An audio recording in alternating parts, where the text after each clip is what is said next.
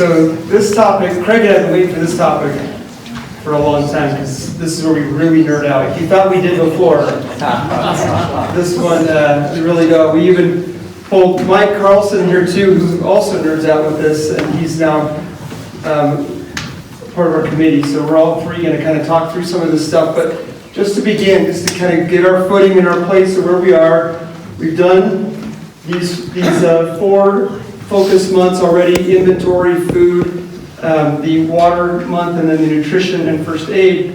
And this month we're going to be talking about fuel, clothing, and shelter. You can kind of see it: fuel, and then on the clothing, and then on the shelter down here. And one thing I should point out: so those topics up there in the top right-hand corner, if you weren't able to attend, we have handouts in the back that have all the details of what we talked about, and also a recording of the event. So if you want to catch up, grab one of those handouts back there. Yeah, and so one of the things that's kind of interesting about where we've come from and where we're headed here is that each of those first events were really focused on kind of an emergency, dealing with an emergency in our home, right? We talked about food and having food supply. Some of it kind of you could relate to getting out of the home, 72-hour kits. But most of it was about having the things that we need in our home, and then water, right? The water stored and the ability to capture water. And one reminder here I just feel like I should say today is that on the topic of water, if you remember, those who were here for that, one of the things that we mentioned and I felt as important is that as important as it is to store some water, a 2 to 4 week supply of water as is recommended by the church, it's just as important to have the ability to capture water beyond that. And so we talked about downspouts, we talked about tarps, and one of the things that I just want to remind everyone is that you can only store so much water as you have barrels to store it in, right? And so even just the $10 Walmart trash can stacked in one corner of a garage makes a real big difference. If you have roughly 200 gallons of storage capacity for each adult in your family, maybe 100 gallons for each child. You know, for us, we have about 800 gallons just stored in one corner of our garage, and that's just, it's empty, right? But they're just it's that ability to store what we capture. So anyway, just felt like I need to mention that again. Then we talked about vitamins, we talked about first aid, and a lot of that again was just like things that we have in our house, and of course that could be mobile with us. But tonight, we're going to start on fuel, and as we talk about fuel, really you're starting kind of in the home, and you're going to see how do we solve that problem of having enough fuel for a long-term emergency in our home. And then we're going to shift, and you see all this gear, we're going to shift to talk about like if you had to leave your home for a period of time or permanently, what are some of the things that are important to take into account as it relates to clothing and shelter? And of course, you would have limited space. We're going to talk about these 5 W's here that become important when you're trying to maximize your space and your effectiveness of those items. But we're going to start with fuel, and we're going to finish up with the house. And the other thing that's been in our heads we've talked through, and we wrap up the home, is just a reminder or a suggestion to consider and ensure that your home is dedicated. And if it's not, that's just a good thing to do. For us personally, in our family, we felt like our home is dedicated. We dedicated when we arrived at our home, but after it was built.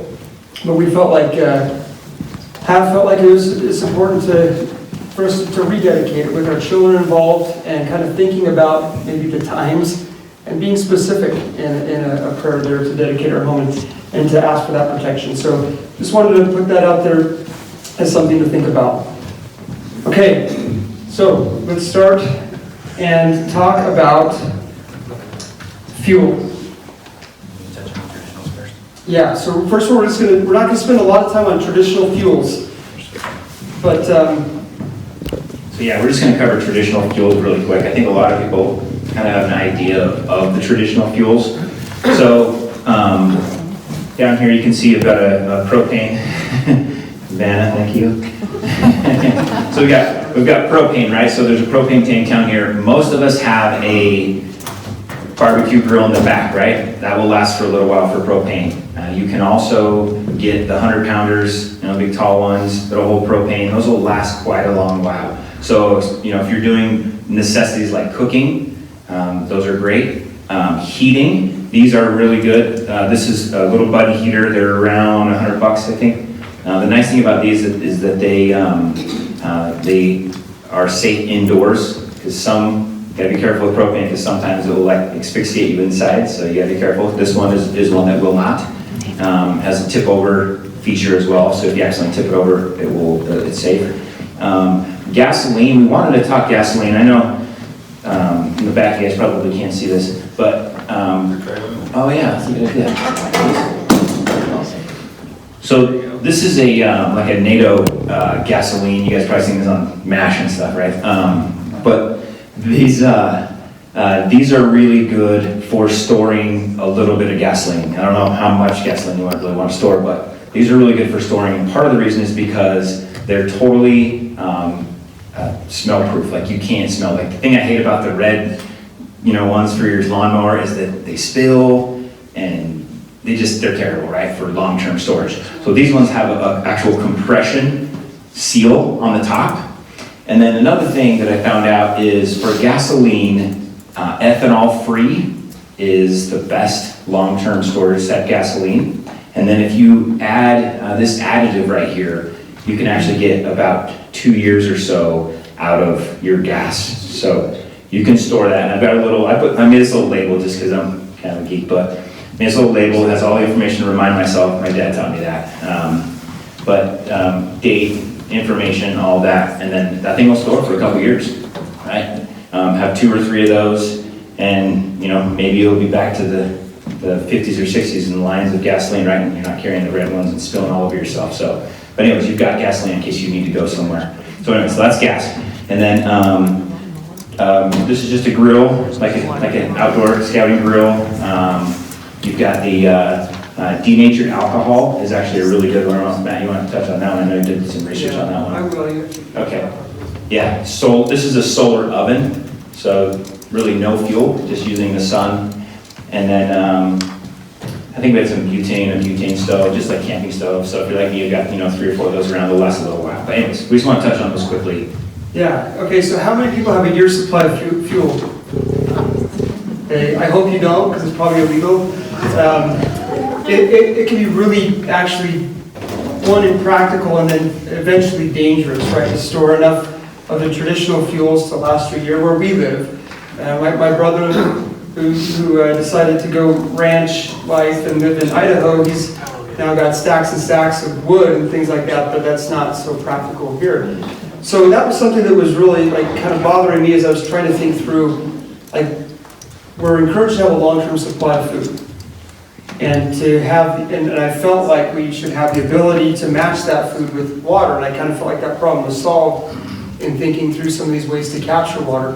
But what about fuel? How do we solve that problem?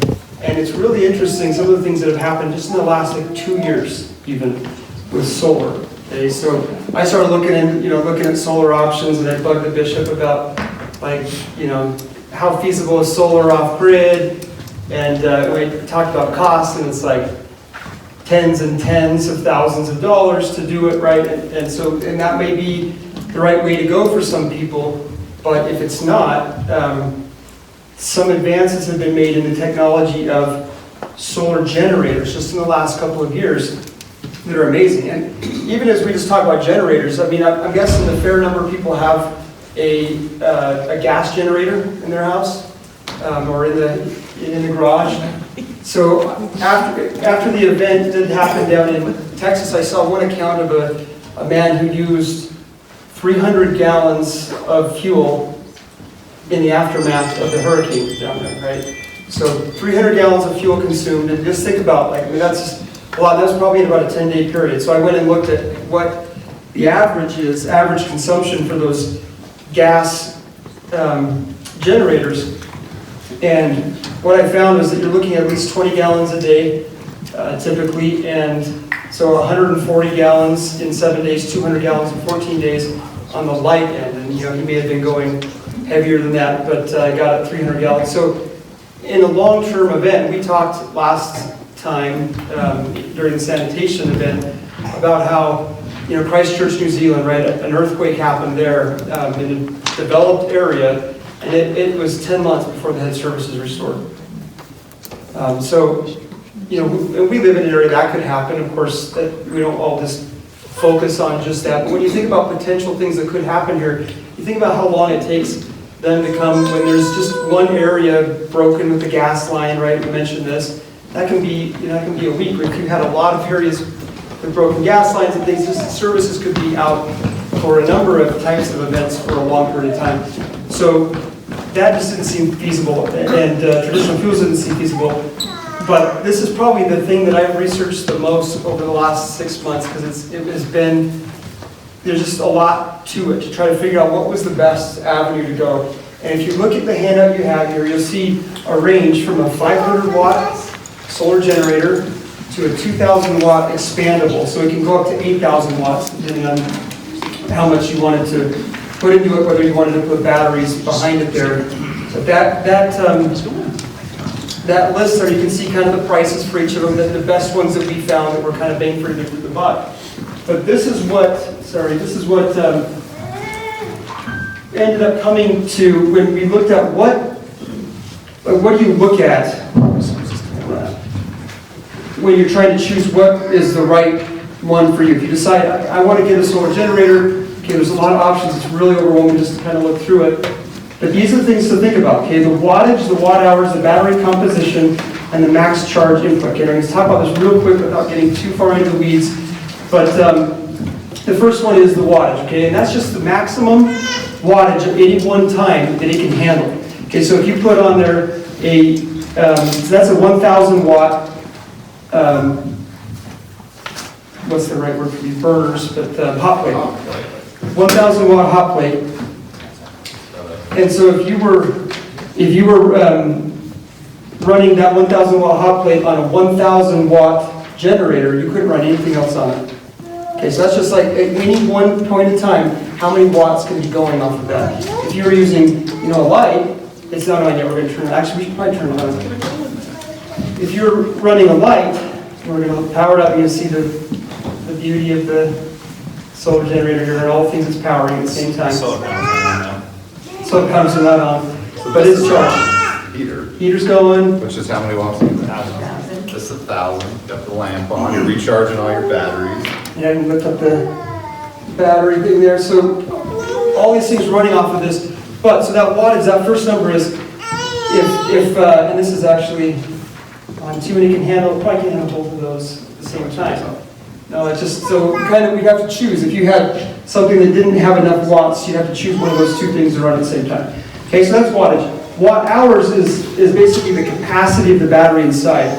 Okay, so if you have something that's plugged in that is 100 watts, then that item in 1 hour consumes 100 watt hours. In 10 hours, it consumes 1,000 watt hours. So if this is a 1,500 watt hour generator, so it would be able to charge or to run that item, that 100 watt item for 15 hours, right? And so that's watt hours. It's just basically how big the battery is and how long it will last. Battery composition, there are basically three main types. There are lead batteries, so you have kind of like marine batteries that are low, full discharge. But even those types of batteries, any of the lead batteries, you're only going to get about between 300 and 500 cycles before that battery starts losing its full charge. Okay, so 300 times is basically what you can rely on before it's dropping down to only 80% capacity and then going lower and lower. Don't recommend the lead core. And then you have lithium. Lithium can go 1,000 to 2,000 cycles. So that one lasts a lot longer. And that's what this one is here. In the last just 2 years, these LFP, which is a lithium iron phosphate core that has very low memory, they can go 3,500 cycles before they start dropping. So that's where to be at. And most, or at least a lot of the products that you see recommended on there, that's what they are. And one thing I forgot to say is that there's also a QR code on this, and that QR code takes you to a Google Doc that has all of these links. So you can go like, see it right on Amazon, you just click it, and you open up, if you look at all the solar generators there, open it up and see exactly how much those would cost if you wanted to get them. Hey Matt, let me add one thing real quick. So one thing that's interesting too about these chargers, if you're like me, the first time I start researching them and using them, I try to watts, as Matt says, is like the language, right? Like how many watts do you have? How many watts will consume? And then this handout right here, this shows for this specific solar generator how many times you can charge a specific item. So it helps bring it like down to earth for us, right? And give you a reference on something that you might use. So for example, a smartphone, you can charge it 127 times. A tablet, you can charge it 51 times. Laptop, 31 times. Headlamp, 303 times. Full-size refrigerator, you can keep it running for 28 hours. So anyway, so it kind of gives you a bearing on how many watt hours you have for all the different items, and obviously you have to decide which one is most important when you're, in need. But this will help you kind of get your arms around it. Yeah, and we'll walk through. So what most people don't realize is that, any guesses here what consumes the most? The fridge. You would think the fridge. It's this. They have labels. And this. Can you guess those labels? These are both 1,000 watts, and a lot of them, so Craig tried to do bread, right, in a toaster oven. There's a 1,500 watt toaster oven, and it consumed the entire, consumed half of the charge for a loaf of bread. So heat takes up a lot more, and if he had a 500 watt, he would have been able to do that, because that 1,500 watt exceeded it. The most important of all of these, in my opinion, is the hot plate. That's the fuel, right? That's what we talk about. Fuel is the most important. It's not the heat. That's great. We're going to talk next month about creating a microclimate in your home, where you can have one area, one room that stays warm, stays heated if you needed to do that. And we can, we'll talk more about that when that comes, but you'd be able to stay warm in your home. It's the fuel that is the limiting factor. And so you see this is a 750 watt hot plate. We found one micro hot plate that's 500 watt. And so that's why the lowest we recommend in terms of the generators is the 500 watt, because below that it's hard to have anything that can heat your food. And what we're really interested in here is boiling water, and being able to, that happens real quick with this hot plate. Boiling water to then add to the food that we talked about in Food Month. Most all of those, just add water. The grains we talked about, the vegetables, the freeze-dried meat, and other things like that. So we put labels on all of these items just so you can start speaking that language, right? Like as you're, because before I would go and buy something, oh, that looks nice, yeah, I don't get it. I didn't even care how many watts, right? And so then as you become more educated on this, the fridge is 37 watts. Like it's really low, which is crazy, right? I did a test with that fridge just to see how long it would run with that 1,500 watt generator, and it lasted about 2.5 days. And then that's without any solar coming into it. It was just straight, like whatever's in the battery. So anyway.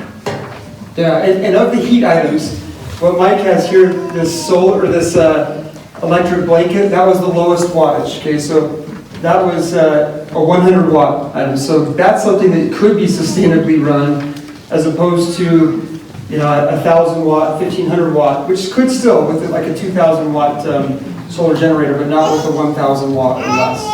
Okay, so yeah, just some of the things, obviously very low consumption with the light. You could have lights 24/7 if you wanted to, with even the kind of the middle of the road wattage generator. Easily recharge batteries for flashlights. Which one? Oh, the heater. And that was the lowest wattage heater we could find. It's a 350 watt heater, and that's in the Google Doc. So that one doesn't consume a lot, but it also wouldn't heat more than just kind of a little micro climate in your house there. Okay, questions about that? I know this is all a lot. This is probably the most important part of tonight, though, is just thinking through the fuel problem, thinking and assessing whether or not, getting a generator is the right thing for you guys to do. Yeah, here and here. I think you can quote here now, if you try, what did you guys choose for your personal home fuel option? Okay, I'll answer that in just a second here. So that coffee pot looking thing that's on top of your Yeah. refrigerator is for heating water, Right. correct? How many watts does that take as opposed to the, 1,000 watt. Sorry, Yeah, it's a they're not 1,000 watt. super efficient, unfortunately. Heating, like Matt says, heating is just a real big energy suck. If anybody has electric cars, you guys know, the heater in my car is crazy, but the AC in it is minimal. So you'd be better off with this $10 burner, hot plate burner. And we should talk microclimates too, real quick. Yeah, but we're gonna talk about it next week too, but we could, yeah. Just quickly on microclimates, when people think about, like, you're envisioning using some of these heaters and heating your home and keeping your family warm and those types of things, I think what people get overwhelmed with is thinking they have to heat their entire home. But if it gets really cold, you can create what's called a microclimate. So that could be a small room where you block the windows as best you can and create a warm spot. You can also put up a tent in your house, right? The thicker the better, and then that's your warm spot. And a lot of times you don't even have to use a heater inside of it because you have so many people and the body heat and the sleeping bags. Like it's pretty warm. Like if any of you guys been camping before, even though it's cold outside, it's still warm inside. So think microclimates. And I mean, you can research that more. We don't have time to talk about all the details, but smaller areas that you can keep warm. Yeah, we'll have a little demonstration next month with that set up.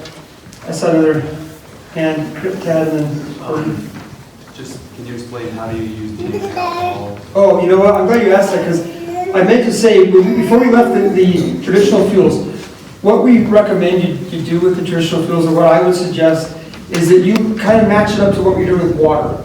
If we store enough water and have a 2 to 4 week supply of water, then we get ourselves to where we can probably capture water through rain events that may not come the next day after an emergency. The same thing is what I recommend with traditional fuels, is having a 2 to 4 week supply just for kind of your short-term emergencies, or if your solar wasn't getting enough. And there's one other thing to talk about with the solar, we didn't even hit max recharge rate there. But the denatured alcohol was the best overall fuel. To be able to just heat water, you see this little cooker right here? That's all it takes. You put it in there, you light it, and this will boil water pretty quickly. You put over a little, there's a stove top thing that goes over, just a little grid. These are like $10, and there's a link on the Google Doc to these. But really inexpensive. These are $16 at Lowe's right now. They didn't used to have them. There's shortage going on already. And I would suggest going and grabbing some of these. For us, we decided that to boil 2 cups in a setting, and 3 times a day, we would need 5 of these to go for a month. 5 gallons would last us a month, and that would be, like I said, boiling 2 cups 3 times a day for 3 meals, and that would be just to add to the food to rehydrate things, or to add to greens. And so that's what we did. We feel comfortable just having those 5, and then some of the traditional fuels, some of the propane and other things. Having a mix of fuel is good on hand as well. Shelf life. I don't know what the shelf life is for denatured chocolate, but I think it's very long. It's definitely one of the longer. Mike's gonna look it up for us. So Brandon, combination, right? Did you get that? A combination of all those things. I think with an emphasis on solar for the long term, right? Because obviously your fuels will run out. Yeah, just type it up, Gordon. Ballpark price on the generator and the panels. Okay, so on your thing, there is, if you look at that paper, that page handout, and this is, that one pager is something everyone should have, because it kind of captures the highlights of each of the event tonight. But you'll see the different prices. So it's $350 for a 500 watt one, and then it goes up to just about 17. Well, we're getting a kind of a deal if we end up doing a group order here, but it's up to about $2,000 for a 2,000 watt one. The solar panels, if you get the proprietary solar panels, like these right here, these are the Goal Zero.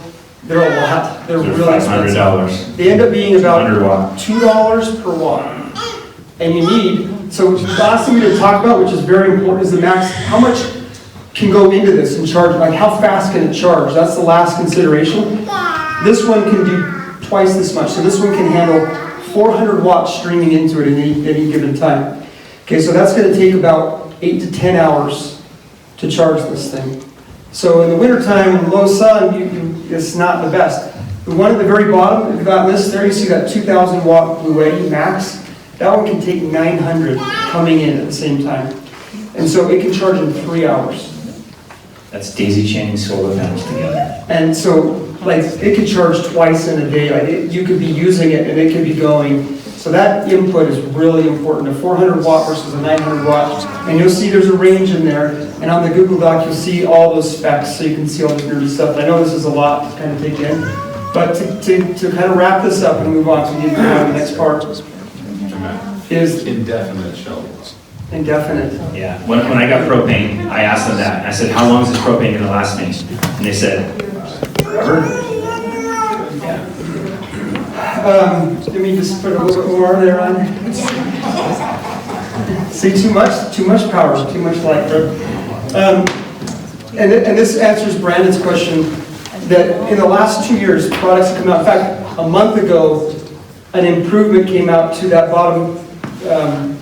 That bottom product is a new release using the latest technology, and it is expandable, and that's the one that we're going to get. In fact, tomorrow we're going to buy as many as anyone that wants to go in on order. It'll just cut down our shipping costs. We're going to get that one. It's a lot. I think it's $1,700, but and then on the solar panels you can get those $2 per watt.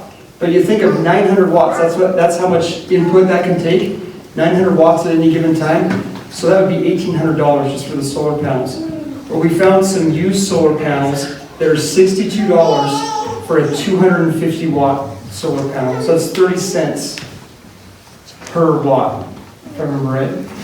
Yes, 30 cents per watt. So what I'm getting, just to answer your question, is I'm going to get one of those 2,000 watt generators, and then I'm going to get 5 of those 250 watts, because I need to go slightly above what the max, that'd be 1,000 watts input. And then I'll decide later on if I want to add to it, because I could if I wanted to, with backup batteries, and get up to 8,000 watts. But for now, that just feels like what we're going to do for our family. How much is that? 5 panels at $62 a pound. Matt, how much is that already? The 1,750, isn't it normally like 2,000? Yeah, it's usually 2,500 or 2,050. So if anyone is interested in getting one of those generators at the $1,750 lower price and getting some of those used solar panels for $68, which is way cheaper than I paid for that one, there's 2 sign-up sheets over here on this table. So if you guys are interested, One for each of those. put down how many you want, and We'll coordinate it. makes it cheaper for sure. But remember, we're counseled to not go into debt for foods, for emergency preparedness and things like that. And so none of this should be about panic, right? And if it feels like, hey, I'm looking at that 500 watt one, or I just want to stick with traditional fuels, you do what you feel is right for your family. And no one should feel like, I gotta have that, that big one. It's really something that is so individual to each family, each person. We just want you to kind of see what the options are, what's out there. And so don't feel like, if you have any questions, we can talk more about it afterwards. Like I said, this is the most important part of tonight. It's just the fuel question, and there's a lot of different ways to address it. And you just have to think about it and decide what's the right thing for you. Yeah, question, on those used panels, you kind of mentioned there's a sign-up sheet. Is that something that's like sustainable for all of us to buy, or is it like you just found some dude selling used panels on KSL and get for luckily? Yeah, I mean, he sells some other stuff that's kind of weird, but no, it's not. It's actually from these giant generator stations. Okay, cool. And they have thousands of them. And there was a review on them to test them. They test them before they send them out. And if you look at that Google Doc, you'll see this guy that is, he's way nerdier than us. And that's all he does is solar. And it's amazing the stuff that he knows and he's done. And he tests them and he says, this is the best deal out there. He recommends them. So look at that. If you're considering that, you can check that out and see what you think. And they're all this size? The generators? This solar panel? Oh, the panels. No, so this is about a 100 watt. This is a 200 watt. So the ones that those used ones, they end up being about the size of this for one panel. I think which are he, more efficient. The bigger the panel, the more efficient they are. I think he means physical dimensions. Yes, and I meant that too. So the 250 watt ends up being about the same size physically as these two together. If that makes sense. Okay, all right, we probably should go on. Any other burning questions? Okay, so that's fuel, and now we're going to kind of shift the mindset. And even though some of those fuel things are useful, if you were thinking if I had to be on the move, for the most part, this is what becomes useful. And if you think of the situation where something happens and you need to leave your home, we all know about 72-hour kits, right? And there's stuff that we'll talk as we wrap up that specifically applies to that. But overall, the thing to consider when you're thinking of clothing and shelter are these 5 W's. We affectionately named them the 5 W's. And they just worked out to all be W's. We should trademark this or something. The 5th one, in the last meeting, was, we get a trademark by Mike there. But windproofedness, waterproofedness, the wickability, like, so that's like stuff doesn't stick to you. You know, it pulls moisture away from your body. And then the weight, okay? This right here is 0 degrees to 100 degrees. This is a layering system we're gonna go through. That's why I'm wearing this silly little get up. And Mike is wearing 3 layers on his pants, and he's comfortable because it's so breathable, even in this warmth. And he could be comfortable in what he's wearing, the bottom layer, down to 0 degrees. And we were gonna do this, like put them all on, but it got really awkward. We didn't want to take clothes off, we didn't want to put them on, zip up things, and just like, it's just, he's got the bottoms and I'm going to do the top. We're going to walk through this here and show you how light. Just point out the weight. Yeah, so this is about 4 pounds. Okay, and this is the entire layering system. And it's not super expensive. And just again, all this stuff, just decide what makes the most sense for you. But the main thing here, if you remember nothing else about the clothing, is ditch the cotton. Okay, cotton is the worst fabric for weight. It's heavier, pound for pound for what it is, what it does. It's decent on warmth, but it's not the best. It is terrible at wicking moisture away from your body. If you're sweating or if you get wet, you're going to stay wet. Okay, it just stays there. It does not pull it away from your body like the fabrics we're going to talk about. Absolutely not waterproof and definitely not windproof. Go right through cotton. Okay, so just remember that. Abandon cotton as it relates to these layers. Instead, we'll open that up and start pulling them out. But instead, the fabrics to use, and you'll see some products listed, but of course everyone's a different size. We got kids, and we couldn't put product links for everything. You can look at those and look at the examples that are on there on that Google Doc, and then decide what works best for you and see like items. But thinking through it, the materials you want to have are polyester. Nylon is a really good one. That's what these pants are really good at wicking moisture away. Cotton, I'm sorry, not cotton. Wool. I was thinking of the other non-synthetic. Wool is good for warm. It's not so good for cold, but it's really good at pulling moisture away from you, and it's also good at heating you even when you're wet. Right, and then some acrylics can be okay too in spandex. But just so you guys know, this is a lot of details. That's the point of the handout that you guys have. All of this detail is even more detail on your handout. So you don't have to try to remember all the W's or all the materials that are the best. It's all right there in your handout. Okay, and so we're going to go through just like show you this system here. What I'm wearing is what I would wear in hot weather. Okay, so I've got a base layer shirt on. This is just a polyester shirt, and it is really breathable. And it would be good for sun protection, right? You didn't want to have short sleeves. It's white, light color, because that reflects the sun. So that base layer, even though I can use this in cold weather as well as my base layer, and then I'll build from it, I want to have it be a light color, just like the pants. You want to have it be light so it doesn't attract the heat. Okay, so that's this, and these are just nylon pants. There's some links to some examples on that Google Doc to nylon breathable pants. And this is basically the hot weather stuff. Okay. As it gets colder, Let's just pull it all out. It's just all.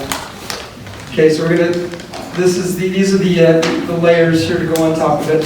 And Mike has the corresponding layers on. So Mike's got a base on. On top, I don't have anything else on top. Oh, you have a base on bottom now. You want me to take my pants off? No, just like lift up, maybe just lift up your head there. Okay, so base layer. This base layer is yeah. Okay, so base layer, and that doesn't have to be white because you're not going to be walking around in that, right? That's just for the top. But, so I have one, I can't remember if this is one, but one of them is merino wool. That's a great base, as is polyester. Okay, so either one works. Merino wool is a brand name, by the way. No, it's not, it's actually, Is it? no, it's. Smart. That's the smart wool. I'm thinking smart wool. Right. Merino wool is just, it's a really soft wool, right? Okay, so that's the base, tops and bottoms. I already got it on, so I'm gonna put that on. Okay, and then the next layer is your mid layer. These are all the paper if you look through there. And so that base layer is, you'd be comfortable in that from like 70 up. This mid layer will keep you comfortable down to about 40 degrees. And it's just lightweight. That's the pants. And for this mid layer, there is nothing better than what the military uses. And this is what special ops use. This is Equix, it's the extreme weather system that they use. It's a gridded polyester that breathes incredibly well. And I can be comfortable in this. This is probably my favorite article of clothing that I have. So I can be comfortable in it from like upper 30s to 75 degrees with this thing. It breathes so well, but it retains heat when you need it. And we found these are usually like $70 or $80, but we found them both online, and we found them at the Army surplus store for as low as $15 and up to $30. $30 new, $15 if you're getting surplus, right? This is surplus stuff, but try to make it so it's not super expensive.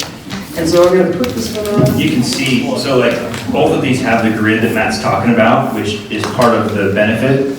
You can see it better on this one, right? See those little marks there. And then this one's the black one. Okay. And that's all I need, and if it's not extremely cold. The next layer, if we're talking about real cold, like below freezing, is just a fleece jacket. Okay, it's a polyester fleece jacket. This is the Equix one, which I found for $30. This is a used, someone had that out in the field, right? But that just to show you how inexpensive it can be. I'm gonna put it on. He's like, I'm wearing these layers the whole time. You better put on all these top layers. Until it's military, it's got the little Velcro for the patches right here. Yeah. Yeah, it was inexpensive. Okay, so this.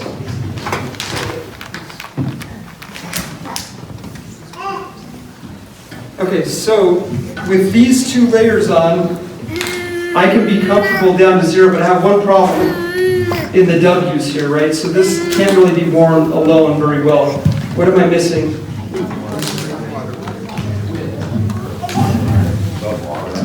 Water and wind, both. It will still go through this, right? And so this is great, and I have been with just these layers on for thickness and insulation in negative 40 degrees wind chill, negative teens, just straight up. But it never would have worked without a shell. So the shell is what gives you the windproofiness and the waterproofiness.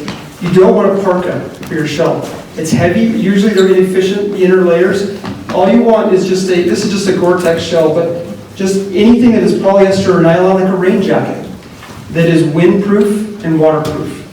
Okay, I don't know, Craig, if you want to talk a little bit about waterproofness. I don't know. One of the things that I learned the hard way is I bought a jacket that was water resistant. So, right, you see all these marketing items that are like water resistant, water shedding, I don't know, they have all these different terms for them, right? And then there's waterproof. The easiest way to remember all of it is everything that's not waterproof, you will eventually get wet. Yeah, so you want true waterproof. Like trickle, there's a trickle of rain, like you're fine, you're water resistant.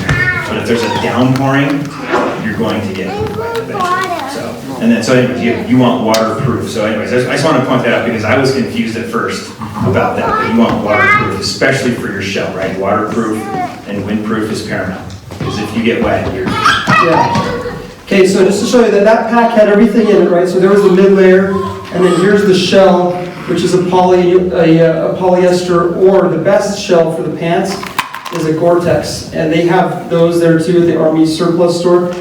You can get them online for about $30 used. 30 to 50, I think as well.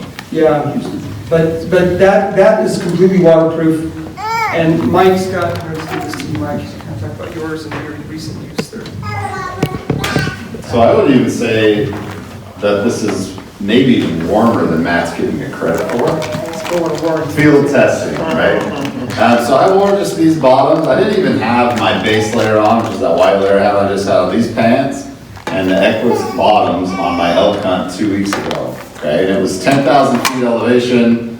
And when I got up there, I drove my side-by-side from a little town all the way up the mountain, which is probably like 8 miles. In the morning at 5 a.m. it was 20 degrees. There's no, I don't have windows and stuff, so it's cold. But my legs were never cold the whole time. There was 8 inches of snow on the ground, hiking around, never cold. The stuff's incredible for $15, like you can't beat it. And also with it, one of the things that's really impressive with it is one of the W's that we have is just wicking. When your sweat stays next to your body, you get cold. Like that's how your body works, right? It's sweating to cool itself down. The best part of this stuff is that it'll just get it away from your skin. So I had my phone in my pocket to hunt, because I have my GPS on there and whatnot. But every time I pull out my phone from my pocket, it would be like soaked because of my sweat. But my legs were always really dry. So it's just wicking it away from your body. And that's one of the crucial things to staying warm with it. I think you can go down even colder with it if you have. I would say you have to, but it's pretty impressive stuff for how light it is, how cheap it is. It performs better really than anything else that I've used. I used it over the weekend fishing as well, wading in water that's 40, 50 degrees. That can get really cold pretty quick if anyone's done it. And same thing, works great. It's really warm stuff. You get your elk? I did not, unfortunately. He gets to go Don't again bring it now. up. Don't bring it up. Okay, so like, again, the main point here is no cotton. Make sure you have some things on hand. If you had to leave the house, cotton is just not the thing to have. So, there are really cheap ways. You can go to DI and you can go get these used surplus things, and just look at what you can find, and then layering. Just think about layering, because I can go back and forth with this. And actually, in those mid-temperatures, I take off this fleece and just wear that mid-layer with the shell over top. And we've had some really fun times just impervious to heavy rainstorms. We're just completely protected, right, from them, and warm and comfortable. And Sitting in a float tube in Yep. freezing cold water. just a couple weeks ago. Fine. Catch more fish, it seems like you're warmer, but Okay, so just to wrap this part up, just real quick, socks. You see on that one pager, so Craig mentioned Smart Wool, definitely the best sock. A heavy duty Smart Wool or an extra heavy is what this one is amazing in the ability to keep moisture away from you, keep you warm.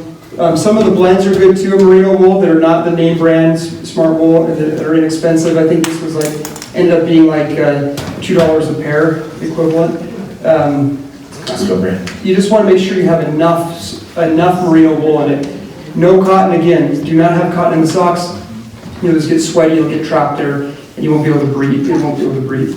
Don't touch shoes. Yeah, I'll hit these real quick. Same thing with hats. Again, everyone's got that nice big, fluffy hat. It's largely worthless in a situation that, especially where you need that weight combination. But cotton it's bad for the hat. This would do the same thing. This is a windproof polyester cap, and it's tiny and just to look really goofy. But this cap keeps me warm in extremely cold temperatures, and it's windproof. And I put that on top of, and again, I'm impervious, can't get any, don't take a picture, Gordon. All right, same thing here, this is a gator, right? So this would go all the way over top. I'm gonna be pulled, I'm not moving at all. It's wicking, it's fine. Yeah, I might do that one. And then gloves real quick. Oh, and this is a warmer version, but it's the same stuff. It's windproof. And there's some links on their options that are, these are like $9, by the way, these windproof ones. And then that's another one that I'm not gonna put on either, but it's totally windproof and very warm. Gloves, windproof gloves, they make them and they're important. This is a very thin but windproof pair of gloves that we fish below freezing in all the time. Has a flap, so you can have, the dexterity, but cover up your fingers when you need to. And then there's another link to other windproof gloves on there, and then shoes. And one thing to point out too, we won't go over here are some examples that we found at the surplus store, and here's the name and address of the surplus store. But yeah, like these, the gridded that I was talking about, $15, right? And that's cheap. They're used, but hey, if they're for emergency supply, great, right? So anyways, you can look through these and take a look at those. The other thing we wanted to quickly touch on is shoes, right? Having waterproof shoes is also very important, right? We've got a couple examples up here of different types of shoes. So here are the ones that Matt really likes. They're the Merrells. What are these ones called again? So those are the Gore-Tex Merrells, and they're only 2 pounds. So that's what's really good about them is they're waterproof and they're extremely light. So, and they have a Vibram sole which will last forever and ever. I mean, I get 3 years out of them, so that's forever and ever for a person. These are the ones that I really like. These are the Zamberlin leather. You just put leather waterproofing on them whenever I go out. I walk through rivers with this. Obviously, if it doesn't go over the top, but super waterproof. One downfall to this type is they're heavier than Matt's, but I get 10 years out of mine, so they're about $350. So a couple varieties. I know a lot less expensive. Yeah, but anyways, well, having waterproof shoes are important. Okay, so that's it for clothing. Any questions about clothing? Okay, so we're gonna move on. We're about out of time, but this won't take a long time actually, even though it might seem like a lot. Just gonna hit shelter now, and we'll start with tents. And the main thing with tents, it's all about weight. If you're having to go somewhere, you just want a lightweight tent. That's really the only consideration, as long as it's a decent quality tent. You see the tarps on these tents here. The kelp actually gets close to the ground, so that was decent, but it's still not very good. That's just trash. That tarp on that tent is worthless. You'd actually just discard the tarp and you'd replace it with this, just a separate tarp that is ground to ground. And this one actually isn't the right size for this tent, but basically you would be going ground to ground and be completely windproof and completely waterproof. If you had to leave and you could only take a tarp or a tent, the tarp's actually more important than the tent is. Because you could just build a framework somewhere and throw the tarp over it. The tarps are really where it's focused, and they can be super lightweight. So this is a 12-foot tarp, and this one is 1.7 pounds, just about 2 pounds. So this is the tarp that we just pulled over that 10 by 15. I think it was what, $34 on Amazon. So having a waterproof tarp that's lightweight, as Matt mentioned, is really important. And one thing we should point out. That one is 2.7 pounds, so lightweight. They need to be lightweight, and the technology's out there now. One thing to point out too, on all these different types of tents is you have like lightweight. Like the Teepee tent is actually made of a tarp. Like that's why it's so lightweight. But anyway. Yeah. So just to finish up with tents, so like you see here, the tent, it's all about weight. Okay, so we got a 2-man example. That can be as light as, and while Matt's doing that, we've got all sorts of gear inside of the tents as well, little labels so you guys can see what the prices are and how much they weigh, the degree rating, all of those different items. So some of the things we have in here are sleeping bags. There's a -25 in here we found at the surplus store for $59, which is crazy cheap, 5 pounds. Big pads. yeah, so wrap it up test real quick. So this one is 3 pounds, that's a 2-man tent, super lightweight. This 3 to 4 person is 5 pounds. And this one we just came in the mail, just found this one. This is a 9-pound, 6-man tent, so about the size of that right there, and it's only 9 pounds. That gets you kind of in a good target rate of about 2 to 3 pounds per person for your tent. Okay, so that's the tents, and of course, the beautiful tent right there that's gigantic and wonderful is only 10 pounds. That's Craig's Teepee Tent over there. Super cheap. Yeah. So the reason I really like this one is because I do a lot of backpacking and I have a lot of kids. And I like to take my kids and teach them that they can do hard things with heavy backpacks, right? And so this tent is, as Matt mentioned, is 10 pounds. And the reason that it's so light is because it's actually just a tarp. Like the material is the tent, and it's also the tarp. And then the floor, they come in halves, they're optional. And then obviously you can see the stove in there, which you can also see that there's a stove. So anyway, there's a stove in here as well. I don't know if you guys can see that, but that's a titanium stove that breaks down. It's 5 pounds. It's this skinny and about this big, so it all breaks down and it's flat. The flue actually rolls up the other direction, so it's only about this big when it's packed. All titanium. Anyway, super duper lightweight. It's a really good like backcountry tent that's lightweight. And then the full tent's about 15 pounds. And it packs up. I put it in a compression sack. It's about this big. There's a bag in here so you guys can see how small it gets, but it's really small. But as Matt mentioned, it's the other number we have to put on there. Expensive. It's really expensive. So just the shell. Yeah, that's not a W though. Just the shell. If you guys are interested, the company that makes these is called Seek Outside, and it comes in a 4-man, 6-man, 8-man, 12 and a 16-man. So, lots of different sizes, and just this one, the 12-man, just the shell is about $1,300. And then if you want to add a stove, it's more, and the floor, and then there's also inside you can put a little condensation guard so it doesn't drip when it's really hot inside. Anyways, if you guys have questions, let me know. But anyways, and one thing, I think we say this every time, but just because we're showing all these items doesn't mean you guys have to get them, right? This is just education. Everybody, what's good for your family. We just want to show you what's available, give you the details so that, you can figure out what's best for your family. And in that Google Doc, you see the least expensive things we've done. So like this 6-man tent was $55. So that's kind of the other end of the spectrum, inexpensive, right, and easy to do. Okay, sleeping bags is right out of time here. Same thing, it's about weight and obviously about warmth. Okay, so those 2 W's for the sleeping bag. Here's a 40-degree bag that is 1.7 pounds, but not going to be what you need in extreme weather, but it could be good to grab and go. This one we just found at the Army Surplus store for, was it 60? 50, yeah, $60. $60, yeah. This is a negative 25-degree bag. So this was the best bang for your buck that we found. 5 pounds. It's not that one. It's all synthetic. There's no down in it. A lot of times there's like down plus synthetic or all down, but it's all synthetic. Yeah, so that one, and that one's, it's not super bad in terms of weight. That was 5.7 pounds, I think.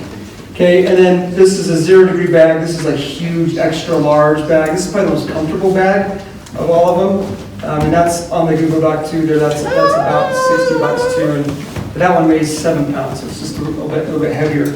And then the Omnicore is the other one that Craig has found. It's back here. It's back here. That's the last one. We'll look at real quick, and then we'll wrap up here. Pads. So that's this one right here. So this one, there's actually some information back here as well. And actually, I'm going to cheat and read it because 7.7 pounds, negative 10-degree rating. This one comes in it comes in the mummy and the square. The prices vary, but it ranges from $130 to $180. In the past, I think it was about 6 months ago, we did a group order. Cousins here, he actually did it, so he could help us do it again if anybody's interested. But we got several of these for a discounted price. But anyway, that's another option.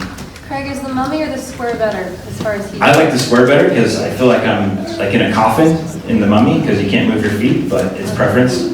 Yeah. For heat, the mummies are better. but they're not, I don't ever use them on, it's just not, I'd rather carry an extra pound and be able to move at night, but everyone's different. Much more comfortable. Okay, so the last thing is just a comfort item, right? A pad, just a comfort item. It's actually, the pad is as important as the sleeping bag. People don't realize that. They just get these air mattresses that actually take heat away from your body. So pads, to be worth anything at all, it's not about comfort, it's about insulation. So you see this pad right here. If you look at the very bottom of that one-page handout, you'll see what's called an R value. That's an insulation value that runs from 1 to, I think it goes over 10, but functionally, you're going to see 1 to 10 usually in pads. You should at least get a 4, okay? If you're getting a pad for an emergency prep situation, you should get a 4. It doesn't have to be, you know, a huge deal. This is a 4 R value pad, 4.4 I think. And this pad is what my boys and I use camping all the time. It's a little over a pound, super lightweight, and it keeps us warm instead of losing that heat through the bottom. That's what happens, you lose your heat to the ground. There's a lot of science and study on this. I couldn't believe how much when I started looking at some of these things. But that's this one right here. So that's that lightweight one. And then this one we affectionately call the mommy pad because it's a lot bigger. It's very comfortable. It's very thick. You see it sideways there. That has foam in it. That has an R value of 8. So that thing is just awesome. The only problem with it is that when we talk about weight and size, it's not as small. It's pretty lightweight still. I want to say it's, what was it, 3? Somewhere like that, 3 or 4 pounds, but not as lightweight as... It's right there, no, it's right there, on that sign. Of course, there's a sign for everything, right? It's 5 pounds, You're okay, so welcome. 5 pounds for that thing. Okay, and that is it. The only thing we're going to just say at the end is that as you think about 72-hour kits, how many people have like a kid's school backpack for their 72-hour kit? You still have that? You don't have to raise your hand if you don't want to, but okay, those are just wonderful. It's like, I mean, if you had to go up the hill, that'd be fine. But at a minimum, when you get your 72-hour kit backpacks, they should have a chest strap, even for kids. And better to have a chest strap and a waist strap. They should also be a little bit bigger than what you can see. This is what my kids have worn, this very pack, since they were probably 8 or 9. This has a little frame in it, which is nice. You don't have to have it, but there's a couple products linked in there. They're like $30. Have an internal frame, have a chest strap, have a waist strap, and this is what we are using for our 72-hour kit. For an adult, you can go obviously a lot bigger. You see Craig's there. This is what I use. It's another big one. It should be at least about 15 liters for children and about 50 plus liters for an adult to really be able to carry stuff, some of the things we talked about. But you'd be amazed, the stuff, all the things we carry. I end up carrying, we go camping, all of the things we talked about, plus like float tubes and waders. I mean, all of our weight is in our fishing stuff. Yeah. So we have room to spare because we wouldn't be bringing all that kind of stuff, even though we will talk about that a little bit next week in school, or next month in school. Okay, sorry, that was a lot, I know. This is the heaviest month of all of them for just a lot of stuff. And like always, just, if something stood out to you, that's where I would start. You know, you don't have to get overwhelmed with all of it. Just think of like, you know, what stood out is like, no, we don't have this. Let's talk about that. It's really to, as Craig said, just to get you thinking about what maybe would be the next step for you and your family in each one of these 3 categories to get better prepared. We're going to stay after. Well, let me point out one thing. So we have another table over here with just items that are maybe not related to fuel, clothing, and shelter. That I think, you know, maybe something to think about as far as like plastic, right? Plastic you can use for a lot of things when you're on the go, right? Anyway, I'll leave it at that. But just different tools and different things like that. Yeah, puncture-proof inner tubes. If you didn't have the ability to get around in your car, having the ability to get around on a bike would be very important. So think about that kind of product. Super cheap, $5 to have for your bikes. If you needed to get around that way. So there's a lot of stuff, like I said, we could go on forever. And we both talk a little bit more about like, okay, all this stuff we talked about over the last several months, let's like do a day in the life next month. That's kind of what we're gonna do. And just put ourselves in the kind of scenario and talk about skills, talk about, what to do in the immediate, after an earthquake and some of the different things that can happen in our area. But we have labels on all this gear, like even in the tents and everything, so the items that we talked about are probably on the labels. And like Matt said, we'll stay afterward. You can cover any questions you might have on specifics. And we can actually do a couple questions now if you guys want, or we can just wrap it up. And if you guys have any questions on any of this? Any quick questions real quick, then we can wrap it. There we go.